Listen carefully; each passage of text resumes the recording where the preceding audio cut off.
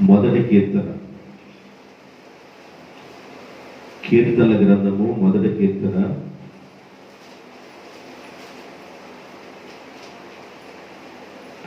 3వ వచనం దగ్గర నుండి చదువుకున్నాం.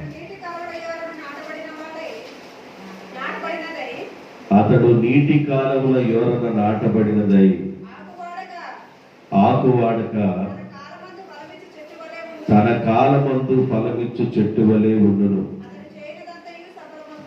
అతడు చేయునదంతయు సఫలమగును. దుష్టులు అలాగునుండక గాలికి చెదరగొట్టు పొట్టు వలె ఉండును.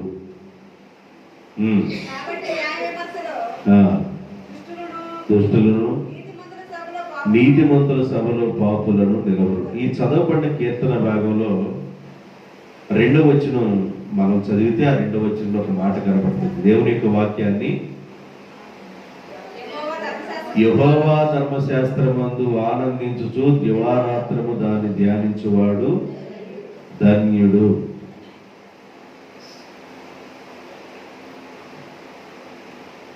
దేవుని యొక్క వాక్యాన్ని ఎవరైతే ధ్యానం చేస్తూ ఉంటారో, దేవుని యొక్క వాక్యాన్ని ఎవరైతే నెమరు వేస్తూ ఉంటారో వారు ధన్యులు. ఎలాంటి వారంటే దేవుని యొక్క వాక్యాన్ని చదవటం ద్వారా, ధ్యానం చేయడం ద్వారా అతడు నీటి కాలముల ఒడ్డున నాటబడిన చెట్టు వలె ఆకువాడక తన కాలమందు ఫలమిచ్చును. మన జీవితాల్లో ఫలము లేని విధంగా బ్రతుకుతున్నాము అని అంటే దాని అర్థం ఏంటంటే వాక్యాన్ని ధ్యానం చేయకపోవటం, వాక్యాన్ని చదవకుండా ఉండటం. చాలా మంది ఆదివారం బైబిల్ తీసుకొని వస్తారు, శనివారం బైబిల్ తీసుకొస్తారు, కుటుంబ ప్రార్థన ఎప్పుడుంటే అప్పుడు బైబిల్ తీసుకొస్తారు, బుధవారం ప్రార్థన ఉంటే బైబిల్ తీసుకొస్తారు, లేదా మంగళవారం ప్రార్థన ఉంటే బైబిల్ తీసుకొస్తారు. మంచిదే కానీ దేవుని సేవకుడు చెప్పేంత సమయమే వారు బైబిల్ చూస్తారు తప్ప ఇక మిగతా సమయంలో బైబిల్ తెరవటం కానీ బైబిల్ చదవటం కానీ వాళ్ళకి అసలు పని లేనే లేదు. అలాంటి వారిలో నేనున్నానా అని ఒకసారి ప్రశ్న వేసుకుంటే, ఒకవేళ నువ్వు ఉన్నావంటే దాని అర్థం ఏంటంటే నీ జీవితంలో ఫలాలు లేని విధంగా బ్రతుకుతున్నావని అర్థం. బైబిల్ చెబుతున్న మాటే నీకు చెబుతున్నాను. దేవుని యొక్క వాక్యాన్ని ఎవరైతే దివారాత్రము ధ్యానం చేస్తాడో అతడు నీటి కాలుల ఒడ్డున నాటబడిన చెట్టు వలె ఆకువాడక తన కాలమందు ఫలము ఇచ్చును. ఫలము ఇచ్చును. దేవుని యొక్క వాక్యాన్ని ధ్యానం చేస్తే నువ్వు ఫలమిచ్చే వ్యక్తిగా ఉంటావు, నువ్వు ఫలించే వ్యక్తిగా ఉంటావు, నువ్వు అభివృద్ధి పొందే వ్యక్తిగా ఉంటావు, నువ్వు విస్తరించే వ్యక్తిగా ఉంటావు, అనేకులకు దీవెనగా నువ్వు మార్చబడతావు. దేవుని యొక్క వాక్యాన్ని ధ్యానం చేయకపోవటం వలన చాలా నష్టాలు, అనర్థాలు ఉన్నాయి. దేవుని బిడ్డలారా, దేవుని యొక్క వాక్యంతో సంబంధం లేని వాళ్ళతో నేను ఈ మాటలు మాట్లాడటలేదు. అసలు దేవునితో సంబంధం లేని వాళ్ళతో నేను ఈ మాటలు మాట్లాడతలేదు. దేవుని యొక్క వాక్యముతో కానీ దేవునితో కానీ సంబంధం లేని వారితో ఈ మాటలు నేను మాట్లాడటం లేదు. ఎవరైతే దేవుల్లో ఉన్నామని అనుకుంటున్నారో, దేవుని యొక్క వాక్యాన్ని ధ్యానం చేస్తున్నామని అపోహలో ఉన్నారో, దేవునిలో నేను బాగున్నానని అనుకుంటున్నారో, దేవునితో మాకు అటాచ్మెంట్ బాగుంది అని అనుకుంటున్నారో, వాక్యాన్ని ధ్యానం చేయకపోవడం వల్ల కలిగే నష్టాన్ని చెప్తాను, జాగ్రత్తగా వినండి. వాక్యాన్ని ధ్యానం చేయకపోవటం వలన నష్టము, చాలా నష్టం ఉంది దేవుని బిడ్డలారా. మత్తయి సువార్త 12వ అధ్యాయము 43వ వచనంలో ఒక మాట రాయబడి ఉంది. మత్తయి సువార్త 12వ అధ్యాయము 43వ వచనం. అపవిత్రాత్మ ఒక మనుషుణ్ణి వదిలిపోయిన తరువాత విశ్రాంతిని వెతుకుచు నీరు లేని చోట్ల తిరుగుచూ ఉండెను. విశ్రాంతి దొరకనందున నేను వదిలి వచ్చిన నా ఇంటికి తిరిగి వెళ్ళేదని అనుకొని వచ్చి ఆ ఇంట ఆ ఇల్లు చూసినప్పుడు ఆ ఇంటిలో ఎవ్వరూ లేక అది ఊడ్చి శుభ్రంగా ఉండట కారణాన్ని బట్టి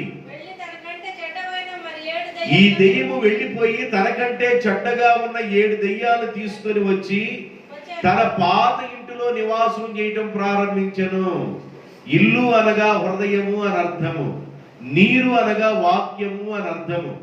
ఎవరి హృదయాల్లో అయితే వాక్యము ఉండదో, ఎవరి హృదయాల్లో అయితే నీరు అనే వాక్యము ఉండదో, అక్కడ దురాత్మలు సంచారం చేస్తాయి.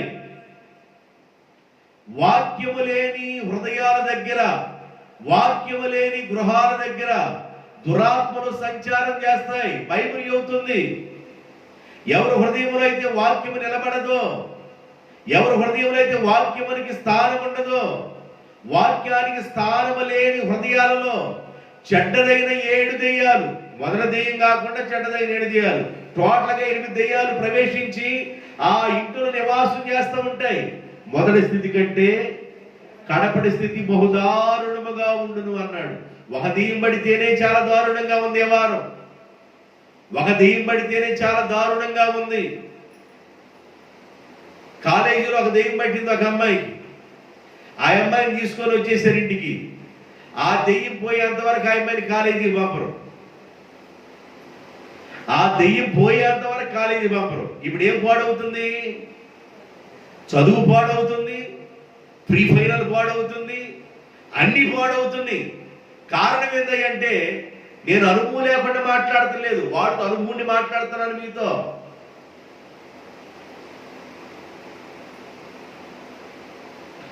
మరి చట్టమైన 7 దెయ్యాలు తీసుకొని వస్తాయి. అవి దేవుని యొక్క వాక్యాన్ని ఎవరైతే చదవరో, దేవుని యొక్క వాక్యాన్ని ఎవరైతే ధ్యానం చేయరో, ఆత్మీయులు అనుకున్న వాళ్ళకే ఈ వాక్యం. వాక్యంతో సంబంధం లేని వాళ్ళకి అనవసరం, దేవుడితో సంబంధం లేని వారికి అనవసరం. నేను దేవుడితో ఉన్నాను, వాక్యంతో నా సంబంధం ఉన్న వాళ్ళకి ఈ వాక్యం. జాగ్రత్తగా వినండి. నీరు లేని చోట్ల, వాక్యము లేని చోట్ల దురాత్మలు తిరుగుతూ ఉంటాయి. దెయ్యాలు ప్రవేశించడానికి చూస్తాయి. ఖాళీగా ఉన్న హృదయాల్లో, ఎంటీగా ఉన్న హృదయాల్లో దెయ్యాలు ప్రవేశించడానికి చూస్తాయి. అంతకుముందు చూసే చూపు వేరుగా ఉంటుంది, దెయ్యాలు పట్టిన చూపు వేరుగా ఉంటుంది. అంతకుముందు నుంచే పలకరింపు వేరుగా ఉంటుంది, దెయ్యాలు పట్టినప్పుడు పలకరింపు వేరుగా ఉంటుంది. అంతకుముందు మాట్లాడే తీరు వేరుగా ఉంటుంది, దెయ్యాలు పట్టినప్పుడు మాట్లాడే తీరు వేరుగా ఉంటుంది. ఆ విధానాలే వేరుగా ఉంటాయి. చాలా అనర్థాలు. కనుక దేవుని యొక్క వాక్యమును నువ్వు ధ్యానం చేయటం వల్ల నువ్వు ఫలిస్తావు. వాక్యముల నుండి కొన్ని మాటలు చూపిస్తాను. నిర్గమాకాండం 34వ అధ్యాయము 27వ వచనం. నిర్గమాకాండము 34వ అధ్యాయము 27వ వచనం. మరియు యెహోవా మోషేతో ఇట్లనెను, ఈ వాక్యమును రాసుకొనుము. చెప్పే మాటలను రోబో సిస్టమ్ కాదు గనుక మీరు రాసుకొనుము. ఏలయనగా వాక్యములను బట్టి మేము మీతో నిబంధన చేయుదును. దేవుడు దేంతో నిబంధన చేసుకుంటాడంట? వాక్యము ద్వారా నిబంధన చేసుకుంటాడు. వాక్యము ద్వారా దేవుడు మనతో నిబంధన చేసుకుంటాడు. పెళ్లి కొడుకు పెళ్లి కూతురుతో ఎలా నిబంధన చేసుకుంటారు? బైబిల్ మార్చుకోవడం ద్వారాను, మంగళసూత్రం కట్టడం ద్వారాను, ఇక మీదట నీవు నా దానవు, నేను నీ వాడను, నీకు నాకు మధ్యలో ఏ గాలి వెళ్ళకూడదు. నిబంధన భర్త భార్యతోనూ, భార్య భర్తతోనూ బైబిల్ మార్చుకోవడం ద్వారా కానీ, భర్త మంగళసూత్రం కట్టడం ద్వారా కానీ నిబంధన చేసుకుంటాడు. ఇక నీకు మీదట నువ్వు నా దానం అని. దేవుడు కూడా ఎప్పుడు నిబంధన చేసుకుంటాడు అంటే, వాక్యమును వ్రాసుకొనుము. వాక్యాన్ని ఎవరైతే వ్రాసుకుంటారో, వాక్యములో ఎవరైతే జీవిస్తారో, వాక్యములో ఎవరైతే నిలబడతారో అలాంటి వారితో దేవుడు నిబంధన చేసుకుంటాడు.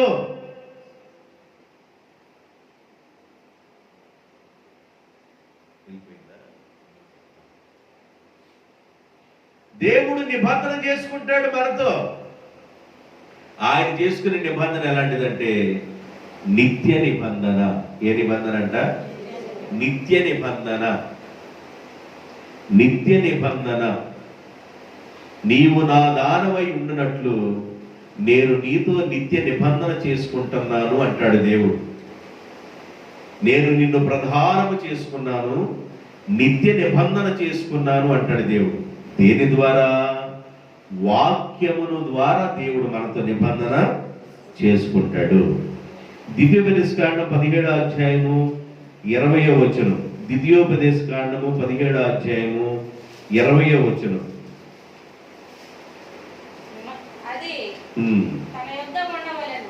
అది 17:20.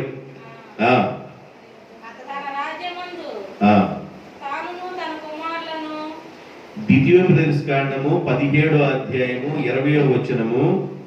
దేవునికి భయపడి అనే మాటలు దాంట్లో ఉంటాయా? ఉన్నాయా? గ్రంథము చదవాలి. ఎక్కడుంది అది? లాస్ట్ కాదు, ఎన్నో వచనం? 21 చదవండి. 20 నుండి చదవండి. ఇశ్రాయేలీయులు తమ మధ్య దీర్ఘాయుష్మంతులగుటకై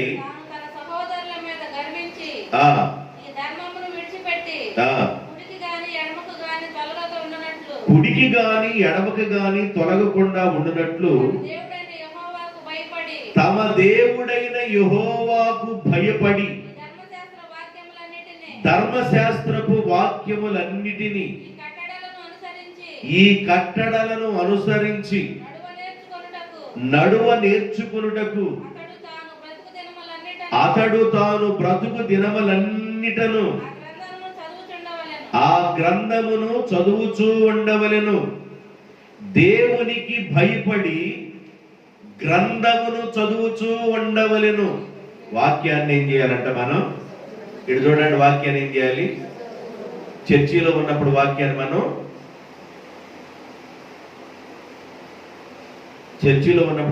మనం ఖచ్చితంగా చదువుతాం. చూడాలి కాబట్టి చదువుతాం. ఇంటి దగ్గరికి వెళ్ళిన తర్వాత ఈ వాక్యంతో నాకు కరెక్ట్గా సంబంధం ఉంది, వాక్యాన్ని నేను కరెక్ట్గా చదువుతున్నాను అన్నవాడి చేతులు ఎత్తండి. నిజంగా నేను వాక్యాన్ని చదువుతున్నాను.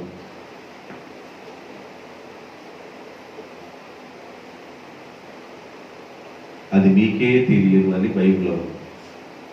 చదువుతున్న వాళ్ళ దేవుడు దీవించునుగాక. దేవునికి స్తోత్రం. దేవుని యొక్క వాక్యముతో ఆత్మ సంబంధంగా సాగే వ్యక్తికి సంబంధం ఉండాలి. దేవునికి భయపడి ఈ గ్రంథములో రాయబడిన మాటలను మీరు చదువుతూ ఉండవలెను. ఎప్పుడైతే దేవుని యొక్క వాక్యమును నువ్వు చదువుతూ ఉంటావో, వాక్యము చదువుతూ ఉండే వాళ్ళతో దేవుడి నిబంధన చేసుకుంటాడు. వాక్యాన్ని ఎవరైతే చదువుతూ ఉంటారో అతడు నీటి కాలువలో ఒడ్డున నాటబడిన చెట్టు వలె ఆకు వాడక తన కాలమందు ఫలమిచ్చేవాడుగా ఉంటాడు. అందువల్ల దేవుని యొక్క వాక్యాన్ని ధ్యానం చేయాలి. వాక్యాన్ని దేవునికి భయపడి చదవాలి. దేవుని యొక్క వాక్యాన్ని భయముతో చదవాలి. వాక్యాన్ని చదివేటప్పుడు అనాలోచనగా ఉండకూడదు. అర్థం చేసుకుంటూ చదవాలి. అర్థం కాకపోతే మళ్ళీ చదవాలి. అర్థం కాకపోతే మళ్ళీ చదవాలి. అర్థం కాకపోతే అడిగి తెలుసుకోవాలి. వాక్యాన్ని నువ్వు ధ్యానం చేస్తూ ఉంటే ఏమి జరుగుద్దో చెబుతాను. వాక్యాన్ని అసలుకి లేకుండా నువ్వు ఉంటే ఏదో బైబిల్ కొట్టుకుని వెళతా, ఒకవేళ ప్రార్థనలో ఉన్నాననే అపోహలో నువ్వు ఉన్నట్లయితే, వాక్యముతో నీకు సంబంధం లేకుండా, నీటితో సంబంధం లేకుండా నీ హృదయం ఖాళీగా ఉన్న వ్యక్తిగా ఉన్నట్లయితే దురాత్మలు సంచారం చేస్తాయి, దయ్యాలు తిరుగుతూ ఉంటాయి. వాక్యము లేని చోట్ల, నీరు లేని చోట్ల దురాత్మలు తిరుగుతూ సంచారం చేస్తూ ఉంటాయి. కాబట్టి దేవుని యొక్క వాక్యాన్ని మనం ఏం చేయాలంటే ధ్యానం చేయటం వల్ల ఫలిస్తాము. వాక్యాన్ని ధ్యానం చేయటం వల్ల దేవుడు నిబంధన చేసుకుంటాడు. దేవుని యొక్క వాక్యాన్ని ఆయనకు భయపడి మనం చదువుతూ ఉండాలి. ఇలాగా ఇజ్రాయేల్ ప్రజలు వాళ్ళు ఏం చేశారంటే నెహెమ్యా గ్రంథం 9వ అధ్యాయంలో 3వ వచనంలో ఒక పని చేయడం ప్రారంభించారు. నెహెమ్యా గ్రంథం 9వ అధ్యాయం 3వ వచనం, మరియు వారు ఒక జాము సేపు, జాము అనగా 3 గంటలు, జాము సేపు తాము ఉన్న చోటనే నిలబడి తమ దేవుడైన యెహోవా వాక్యమును చదువుచూ వచ్చిరి. ఒక జాము సేపు తమ పాపములను ఒప్పుకొనుచూ వచ్చిరి. అంటే మొత్తం ఎన్ని గంటలు పట్టింది వాళ్ళకి? ఎన్ని గంటలు పట్టింది? 6 గంటలు పట్టింది. అంటే రోజుకి 6 గంటల సమయం దేవునికి వాళ్ళు కేటాయిస్తున్నారు. ఒక జాము సేపు వాక్యాన్ని చదువుతున్నారు, ఒక జాము సేపు వారి పాపములను ఒప్పుకొనుచు ప్రార్థన చేస్తా ఉన్నారు. ఇజ్రాయేల్ దేశంలో పండే సమృద్ధి అయిన పంట ఏ దేశంలో పండదంట. ఇజ్రాయేల్ దేశంలో ఉన్న సంపద ఏ దేశంలో లేదు. ఇజ్రాయేల్ దేశమును ఆశీర్వాదం పొందిన దేశంగా పిలువబడుతుంది. ఇజ్రాయేల్ దేశం మీద దేవుని కనుదృష్టి ఉంది. దేవుని బిడ్డలారా, ఇజ్రాయేలు దేవునికి భయపడి వారు నిలబడి ఒక జాము సేపు దేవుని యొక్క వాక్యాన్ని చదువుతూ ఉన్నారు. ఒక జాము సేపు తమ పాపములను ఒప్పుకొనుచూ ఉన్నారు. అంటే 6 గంటలు దేవుని కోసం వారు కేటాయించి పనిచేస్తా ఉన్నారు. దేవుని కోసం కేటాయించి పనిచేసినప్పుడు దేవుడు వాళ్ళ కోసం కేటాయించడా? దేవుడు ఆ బిడ్డల కోసం కేటాయించడా? ఆ బిడ్డల విషయంలో దేవుడు చొరవ తీసుకోడా? ఒకసారి ఆలోచించేయండి. దేవుని కోసం మనం ఎంత సమయాన్ని కేటాయిస్తున్నామో, ఎంత సమయాన్ని ప్రార్థిస్తున్నామో, ఎంత సమయం వాక్యం ధ్యానం చేస్తున్నామో అది చాలా ప్రాముఖ్యమైంది. చాలా ప్రాముఖ్యమైంది. చాలా మంది విని వదిలేసేవాడు ఉంటారు, విని అవలంబించేవాడుగా ఉంటారు, విన్న దాన్ని మరలా నెమరు వేస్తూ చదివేవాడుగా ఉంటారు. వాళ్ళు ధన్యులు. దేవునికి స్తోత్రం. ద్వితీయోపదేశకాండం 31వ అధ్యాయము 12వ వచనం. ద్వితీయోపదేశకాండము 31వ అధ్యాయము 12వ వచనం. అమ్మా, నీ దేవుడైన యెహోవాకు భయపడి ఈ ధర్మశాస్త్ర వాక్యములన్నిటిని అనుసరించి నడుచుకొనున్నట్లు పురుషులేమి, స్త్రీలేమి, పిల్లలేమి, నీ పురములో ఉన్న పరదేశులేమి దేవుని యొక్క వాక్యమును విని నేర్చుకొనుటకై అందరినీ పోగు చేయవలెను. అలాగూ నేర్చుకొని ఎడల దానిని ఎరగని వారి సంతతి దానిని విని మీరు స్వాధీనపరుచుకొనుటకు యోర్దానును దాటపోవుచున్న కానాను దేశమును మీరు బ్రతుకు దినములన్నీ మీ దేవుడైన యెహోవాకు భయపడుట నేర్చుకొందురు. జాగ్రత్తగా వినండి. చాలా మాటలు ఇక్కడ చదివాము. పురుషులే గాని, స్త్రీలే గాని, పిల్లలే గాని, కుటుంబంలో ఎవరెవరు ఉంటారండి? అందరు దగ్గర చూడండి, అందరూ చూడండి. కళ్ళు కనపడతలు నా కళ్ళు కనపడతల్లా. చూస్తే కదా కనపడను, నేను తేటగా చూస్తున్నా. కొద్ది తెల్లగా కళ్ళు అన్న తెల్లగా ఉంటాయిగా, కళ్ళు అన్న చూస్తే తెల్లగా ఉంటాయిగా. కుటుంబంలో ఎవరెవరు ఉంటారు? పురుషులు, స్త్రీలు, పిల్లలు, ఇంకా గ్రామంలో ఎవరుంటారు? మన ఊరోడు కానివాళ్ళు ఉంటారు. అంటే పరదేశులు. పురుషులు, స్త్రీలు, పిల్లలు, పరదేశులు వీళ్ళందరినీ వాక్యాన్ని వినటానికి పోగు చేయాలి. ఏం చేయాలి? ఒక చోటకు పోగు చేయాలి. పోగు చేసి వాక్యాన్ని వాళ్ళకు నేర్పించాలి.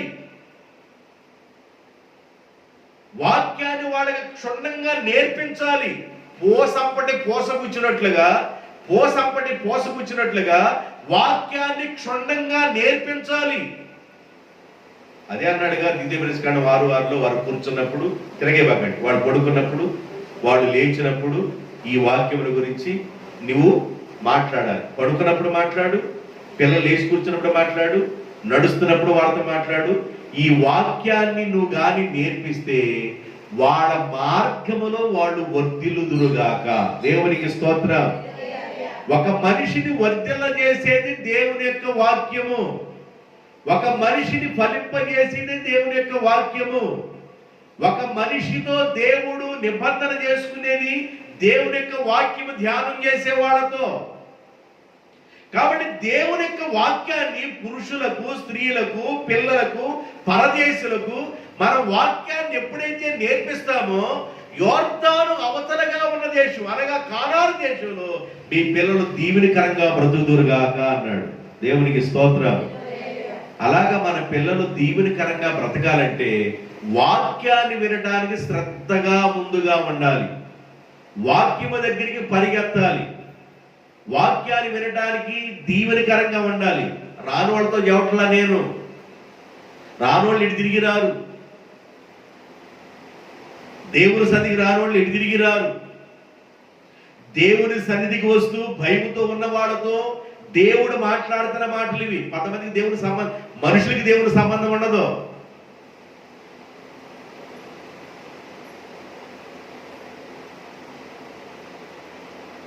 దేవుని యొక్క వాక్యాన్ని ఎప్పుడైతే మనం శ్రద్ధగా వింటామో నీవు ప్రయాణం చేస్తున్న కానాను దేశంలో దేవుడు నీ సంతానాన్ని అభివృద్ధి చేస్తాడు. దేవునికి స్తోత్రం. 2 మాటలు చెబుతాను. ఈ వాక్యం ఏం చేస్తుందో బైబిల్ చెబుతుంది. నీ ఎదుట నేను పాపము చేయకుండా ఉన్నట్లు నీ వాక్యమును నా హృదయంలో 119 కీర్తన 11వ వచనంలో ఉంటుంది. 119 కీర్తన 50వ వచనంలో ఏమరాయబడిందంటే నీ వాక్యము నా బాధలో నెమ్మది కలుగు చేస్తుంది. నీ వాక్యము నా బాధలో నాకు నెమ్మది కలుగు చేస్తుంది. నీ ఎదుట నేను పాపము చేయకుండా ఉండునట్లు నా హృదయంలో నీ వాక్యమును దాచుకొని ఉన్నాను. దేవుని యొక్క వాక్యము మంచులాగా మన మీద పడుతూ ఉంటుందని ద్వితీయోపదేశకాండం 32వ అధ్యాయం 2వ వచనంలో రాయబడింది. ద్వితీయోపదేశకాండము 32వ అధ్యాయం 2వ వచనం. నా ఉపదేశము వానవలే కురియను, నా వాక్యము మంచు వలె లేత గడ్డి మీద పడుగు చినుకు వలె ఉండును. దేవుని యొక్క వాక్యం అంట మంచులాగా పడితే, అది చినుకులాగా పడితే అది ఎప్పుడు పచ్చగానే ఉంటది ఆ భూమి. వాక్యము లేని భూమి పచ్చగా ఉండదు. వాక్యము లేని భూమి, నీరు లేని భూమి పచ్చగా ఉండలేదు. అది ఎడారిగా ఉంటుంది. అక్కడ ఏ వృక్షము మొలవదు. లేత చినుకులాగా పడుతున్న వాక్యము ఎవరి హృదయాల మీద అయితే పడుతుందో అక్కడ నుండి మొలకలెత్తుతూ పచ్చదనం కలిగి ఉంటాయి. నువ్వు ఫలించాలి, చిగురించాలి, విస్తరించాలి, అభివృద్ధి పొందాలి అనుకున్నట్లయితే దేవుని యొక్క వాక్యము నీ హృదయం మీద పడుతూ ఉండాలి. దేవునికి స్తోత్రం. ఫైనల్లో నేను ఒక మాట చెప్పేసి నేను ముగించాలనుకున్నాను. యేసయ్య మాటలు విని కట్టుకున్న గృహము, యేసయ్య మాటలు విని కట్టుకోకుండా ఉన్న గృహము, మాటలు వినకుండా కట్టుకోకుండా ఉన్న గృహము. మత్తయి సువార్తలో రాయబడింది, లూకా సువార్తలో కూడా ఈ మాట రాయబడింది. లూకా సువార్త 6వ అధ్యాయం 47వ వచనం. లూకా సువార్త 6వ అధ్యాయం 47వ వచనం. నా యొద్దకు వచ్చి నా మాటలు విని వాటి చొప్పున చేయు ప్రతి వాడు ఎవరి పోరియుండునో నేను మీకు తెలియచేద్దును.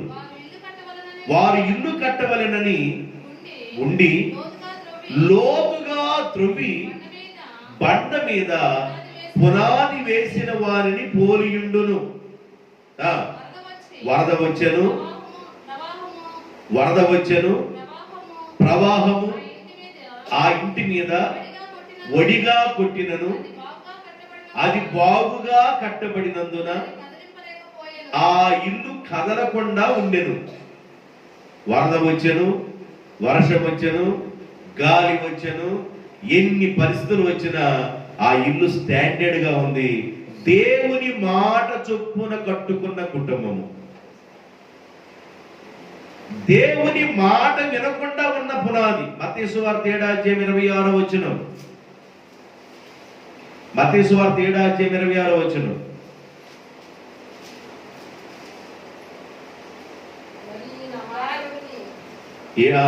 మరియు విని వాటి చొప్పున చేయని ప్రతివాడు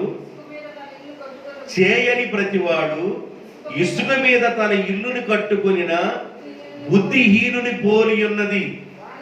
వాన కురిసెను, వరదలు వచ్చెను, గాలి విసిరెను, ఆ ఇంటి మీద కొట్టినందున అది ఇసుక మీద పునాది వేయబడింది కనుక, దేవుని మాట వినకుండా పునాది వేయబడింది కనుక అది అంతు లేకుండా కొట్టుకొని పోయెను. కాబట్టి దేవుని బిడ్డలారా, దేవుని యొక్క వాక్యాన్ని బట్టి పునాది వేసుకోవాలి. ఆధ్యాత్మికంగా ఎదుగుతున్న బిడ్డలు వాక్యానుసారంగా పునాది వేసుకోవాలి. వాక్యము నిన్ను ఎదిగేటట్లు చేస్తుంది. వాక్యము నిన్ను పచ్చగా ఉండేటట్లుగా చేస్తుంది. వాక్యము నిన్ను ఫలించేటట్లుగా చేస్తుంది. వాక్యము నిన్ను నిబంధన చేసుకునేట్లు చేస్తుంది. వాక్యము నిన్ను వర్ధల చేస్తుంది. వాక్యము నిన్ను పడిపోయిన గొంతుల నుండి లేవనెత్తుంది. వాక్యము పాపము చేయనీయకుండా ఆపుతుంది. వాక్యము బాధలో నెమ్మది కలుగు చేస్తుంది. వాక్యము ప్రాణాత్మలను కీళ్ళను మూలుగల హృదయాన్ని అడుగుతుంది. ఈ వాక్యాన్ని ఎవరైతే చేర్చుకుంటారో, వాక్యాన్ని ఎవరైతే ధ్యానం చేస్తారో, వాక్యానికి ఎవరైతే లోబడతారో, అలాంటి వారు పునాది బండ మీద పునాది వేసుకున్న వారిని పోలి ఉంటుందని వాక్యం చెబుతుంది. వాక్యము లేని చోట్ల, నీరు లేని చోట్ల, దేవుని యొక్క ఉపదేశము లేని చోట్ల దురాత్మలు తిరుగుతూ ఉంటాయి. హృదయం ఖాళీగా ఉండింది కాబట్టి ఒక దెయ్యం వెళ్ళిపోయి 7 దెయ్యాలు, చెడ్డ దెయ్యాలు తీసుకొచ్చి ఆ ఇంటిలోనికి చొరబడతాయి, అనగా ఆ హృదయంలోనికి చొరబడతాయి. మొదటి స్థితి కంటే కడపటి స్థితి బహు ఘోరముగా ఉందని వాక్యం తెలియజేస్తుంది. కాబట్టి దేవుని బిడ్డలారా, ఆధ్యాత్మిక సంబంధంగా ఎదగాలని ఆలోచన కలిగిన దేవుని పిల్లలు వాక్యానికి సమయాన్ని కేటాయించండి.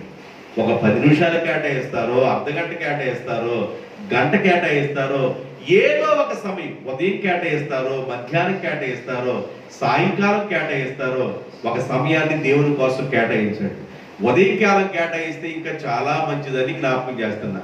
మనం లేకపోతే సీపులు పట్టుకొని లేవుతామయ్యా. మనం లేకపోతే సీపులు పట్టుకొని లేవుతాం, ఇంకేం కేటాయిస్తాం దానికోసం?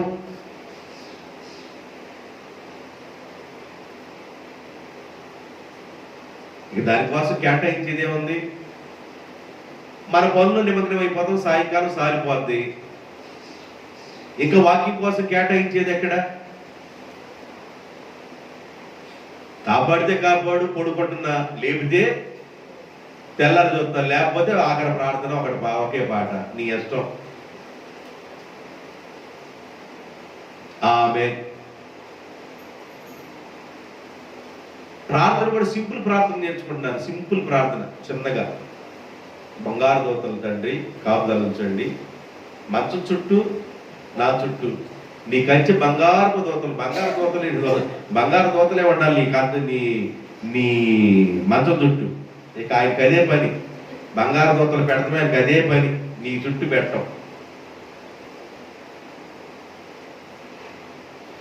ఒకసారి మన గుండె మీద చేసుకొని ఆలోచిద్దాం. ఎందుకంటే ఆత్మీయంగా నువ్వు ఫలించాలని నువ్వు అనుకున్నట్లయితే ఈ ఉపదేశం నీకు అవసరం. వాక్యంతో సంబంధం లేనివాడితో నాకు అనవసరం, దేవునితో సంబంధం లేనివాడితో నాకు అనవసరం. నువ్వు దేవునితో సంబంధం ఉందని బ్రతుకుతున్నావు కదా, వాక్యంతో సంబంధం ఉందామని బ్రతుకుతున్నావు కదా. అలా బ్రతుకుతున్న నీకు దేవుడిచ్చే హెచ్చరిక ఏంటంటే, నువ్వు అభివృద్ధి పొందాలనుకుంటున్నావా, నువ్వు ఫలించాలనుకుంటున్నావా, నువ్వు విస్తరించాలనుకున్నావా, నువ్వు పచ్చగా ఉండాలనుకుంటున్నావా, లేత గడ్డి మీద పడు మంచు వలె, చినుకు వలె ఉండాలి. అలా పడుతుంటే లేత గడ్డి ఎలా ఉంటుంది, నవనవలాడుతూ ఉంటుంది. అలా పచ్చగా ఉండాలనుకున్నావా, దేవుడే నీతో నిబంధన చేసుకునే విధంగా ఉండాలనుకున్నావా, నీ మార్గంలో నీవు వర్ధిల్లాలనుకున్నావా, నీవు బండ మీద కట్టిన పునాది కలిగిన ఇంటి వలె ఉండాలని నువ్వు అనుకున్నావా? అలా ఉండాలని అనుకున్నట్లయితే దేవుని యొక్క వాక్యాన్ని ధ్యానం చేయటం ప్రారంభించు. ఒక జాము సేపు ఇజ్రాయేల్ ప్రజలు నిలబడి దేవుని యొక్క వాక్యాన్ని ధ్యానం చేశారు. ఒక జాము సేపు వాళ్ళు తమ పాపములను ఒప్పుకొని ప్రార్థన చేశారు. తరల వంచండి, చిన్న ప్రార్థన చేద్దాం. తరల వంచండి.